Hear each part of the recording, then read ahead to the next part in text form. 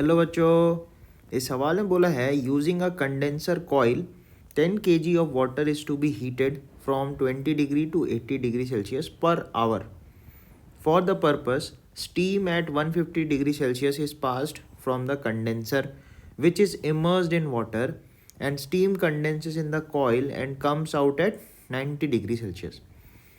Find the amount of steam required per hour for this purpose given that the specific heat of water is 4200 joule per kg degree Celsius and latent heat of steam is 2.25 into 10 की power 6 joule पर kg.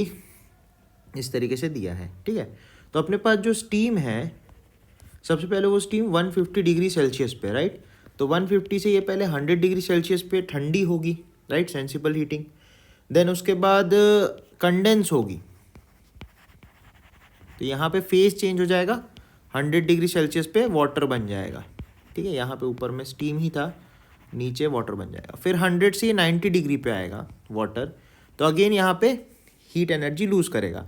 अच्छा, इस पूरे process के दौरान जो भी heat energy होगी वो जो वाटर फ्लो कर रहा है 10 kg पर आवर, तो उसमें एब्जॉर्ब हो जाएगी. तो ये जो 10 kg पर आवर जो पानी फ्लो कर रहा है उसको 20 डिग्री से 80 डिग्री तक ले जाएगा.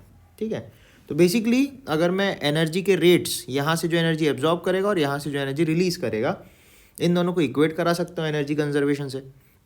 तो यहाँ पे अपन लिख सकते हैं 10 इंटू 4200 इंटू 60, ये पर आवर है. ठीक है, इक्वल्स टू, उस तरफ से स्टीम भी पर आवर में ही है. ठीक है, तो मान लेते हैं m kg of steam use हो रही है और सबसे पहले उसको 150 से 100 लाएंगे, तो 2 इंटू 10 की power 3 into 50 delta T plus condense होगा, राइट. तो 225 m इंटू एल करेंगे 10 की पावर 4, देन प्लस यहाँ पे आएगा 9, कंडेंस हो गया. अब ये 90 पे जाएगा, तो ये जाएगा 4200 इंटू डेल्टा टी 10 डिग्री का. ठीक है, ये भी एक्चुअली पर आवर में है.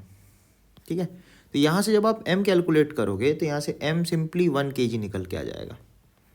इसका मतलब हमको अगर 10 kg पर आवर पानी को 20 डिग्री से 80 डिग्री पहुँचाना है तो हमको 1 kg water per hour use करना पड़ेगा, 1 kg स्टीम पर आवर हमको यूज़ करना पड़ेगा, राइट.